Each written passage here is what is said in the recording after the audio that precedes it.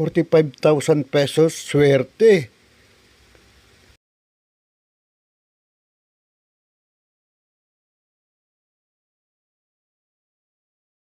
Hello guys, Papsi here. Inutuloy natin ang ating pagbibideo at ang content natin ngayon ay tungkol dito sa coin series na aking ginagawa. Coin series ng 10 peso coins.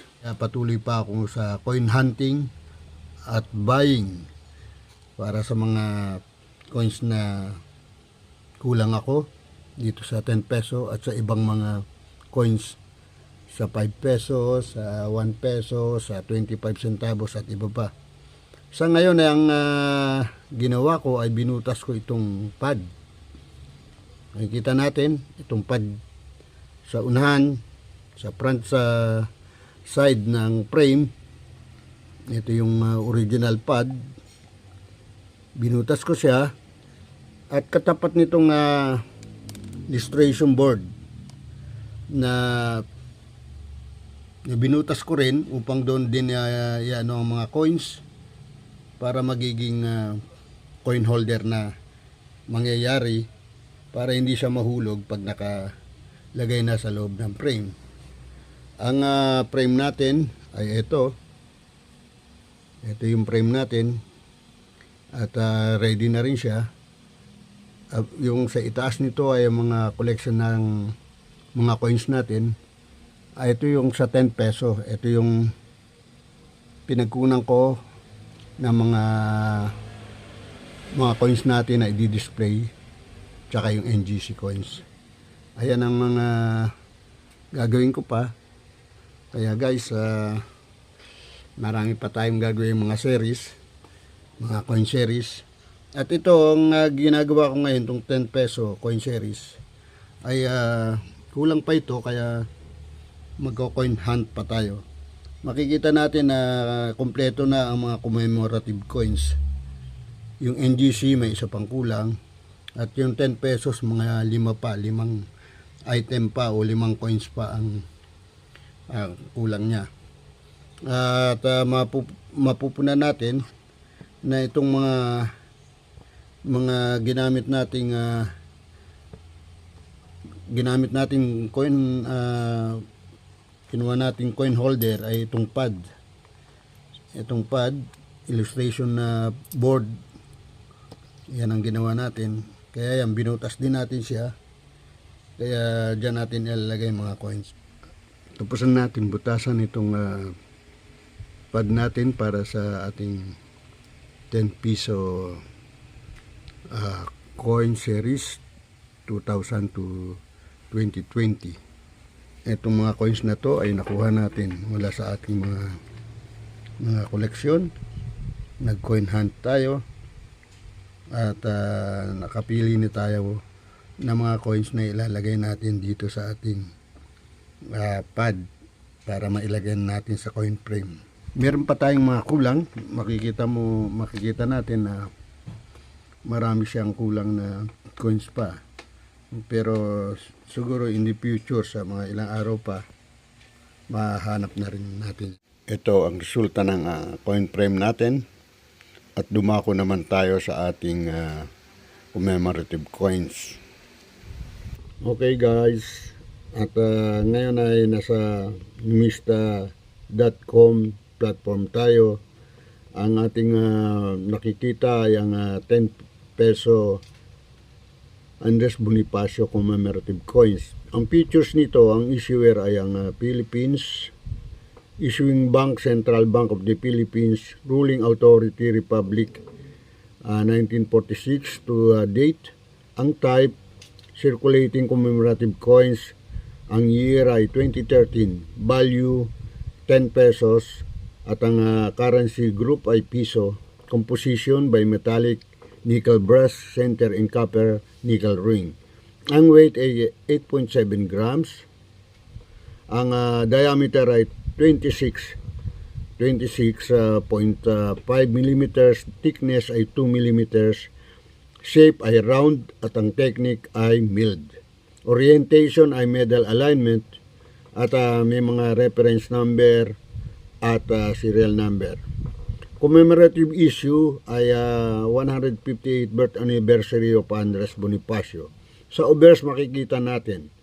Sa obverse ay front right facing bust of Andres Bonifacio. Script ay Latin, lettering Republika ng Pilipinas, 2013, 10 piso Andres Bonifacio, at ang translation Republic of the Philippines. Sa reverse, makikita natin ang bank seal at right, signature at upper center. Script ay Latin, lettering Dangal at Kabayanihan, 150 years, 1863 to 2013. Bangko Sentral ng Pilipinas, translation Honor of Heroism, Central Bank of the Philippines. Ang edge ay reeded sections, at ang mint nito ay sa Pilipinas, sa BSP Security Plant Complex sa Quezon City, mintage sa Mark IPI. At makikita naman natin ngayon ay ang kanyang appraised value, at ito ay may 10 million produce o minted coins, at ang very fine ay 54 pesos, extra fine 57 pesos, almost uncirculated is 96 pesos, at ang uncirculated ay 120 pesos. Mapupunan natin mga ka-vlog, ang kanyang presyo dito sa online ng numista ay medyo mababa sa presyo ng mga coin collectors. Merong nagpe-presyo ng 10,000 up to 20,000. At ang susunod naman ay itong 10 peso Apolinario Mabini na coins. Makikita natin na ang kanyang features ay issue sa Pilipinas katulad ng Andres Bonifacio, at hindi na natin ano ng ibang mga detalye ng kanyang mga features, at obverse at reverse nito ay makikita naman natin ang nakasulat sa ating mga coins. At titingnan na lang natin ay itong kanyang appraised value. Ito ay 2014 issue, PI ang minted sa Manila. Ang very fine condition ng coins ay 47 pesos, extra fine 80 pesos.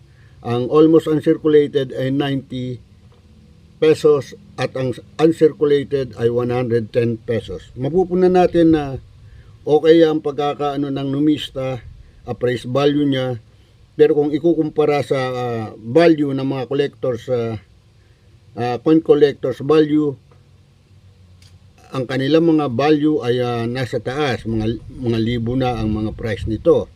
At mapupunan natin na ang kanilang mga value, kung totoo man ang kanilang mga sinasabing mga value, yun ang kanilang mga buying price. At ang susunod nito ay ang 10 peso Miguel Malvar. Makikita naman natin katulad din ng features ng ibang mga coins natin. Hindi ko na babanggitin, nakasulat naman ito sa ating mga coins. At ang kanyang production o minted production na coins ay nasa 10 million coins, at ang issue nito ay 2015, minted sa Pilipinas, PI, at ang kanyang value sa fine condition ng coins ay 86 pesos, very fine 86 pesos, extra fine 86 pesos din. Ang almost uncirculated ay 120 pesos, ang uncirculated ay 130 pesos. Tulad ng sinabi ko, ang appraised value na to ay according sa numista, sa ating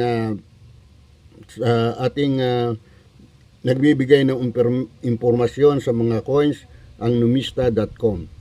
Ngayon dadako na tayo rito sa Antonio Luna peso coin.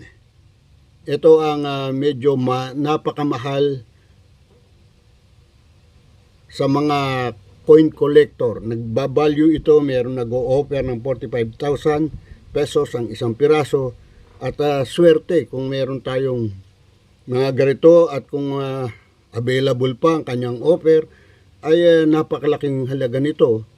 At swerte talaga ang makakapagbenta.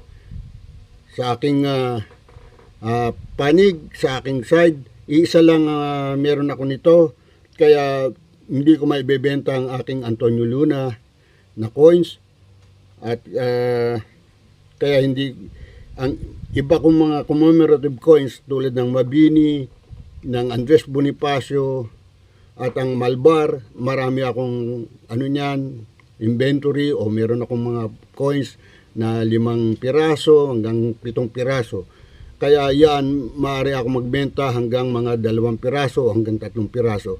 Pero itong Antonio Luna, hindi ko na ito maibebenta kahit na 45,000 ang offer ng ibang coin collector.